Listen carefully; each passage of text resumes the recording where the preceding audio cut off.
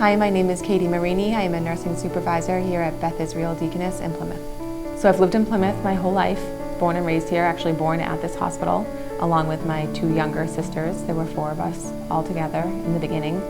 In the early 2000s, my youngest sister, Amanda Beth, started using oxys and perk 30s.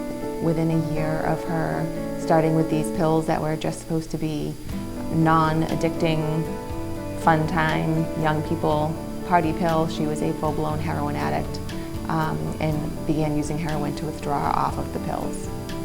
The day she passed away, so she had recently been in Framingham State Prison, and that was a terrible experience for her, of course, because she didn't belong there.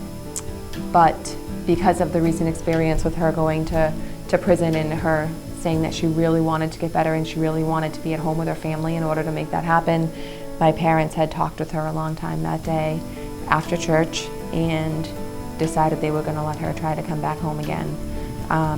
So that weekend was the best weekend we had probably had in over 5 years together. The whole family got to see her. We were all together. She left that night. She was staying with someone who was like a sponsor type friend to her. He came and picked her up. She had known him for years. We had all known him. And I got the call around midnight that night that they had gone home, and she went into the bathroom to shower and she never came out.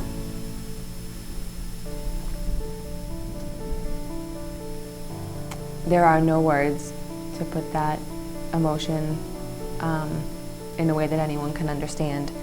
People say things, like, well, you must have kind of known it was going to happen, or did you kind of expect it?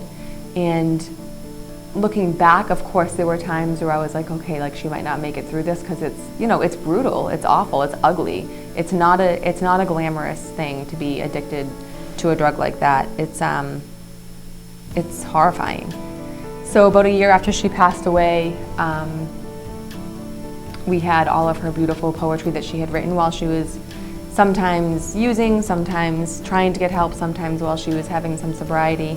And I had it all in a box in my bedroom, and I didn't know what to do with it. So I asked my family if they would mind if I tried to copyright them.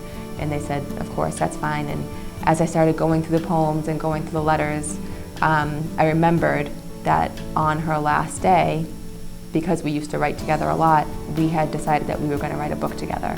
And we said that we were going to do that. And I thought I could probably write her story and our story around the letters and the poems, and kind of tell both perspectives with what she had left. So we wanted to put the signs out there, the signs that we missed, the signs that we still question. And we just wanted to really emphasize, there were 5 of us kids that started off together in that house, and this took her down. And why did it just take her down? Why didn't it take me down too? We don't know the answer to that. So until we do, we need to treat everyone like they're at equal risk. My sister always wanted to be an author, and now she is. I listed her as an author so that when you Google her name now, her book comes up and her story can be told. And she wanted that. Death is not easy. It's not easy no matter how it comes. It's very hard to deal with. And it doesn't make it easier if the person suffers from addiction for the family, and it doesn't make that person more deserving of it. Life is a really valuable thing, and I think my sister really proved that and enjoyed hers as much as she could. She suffered from a terrible disease, and she never let it steal every part of her, and I'm grateful for that.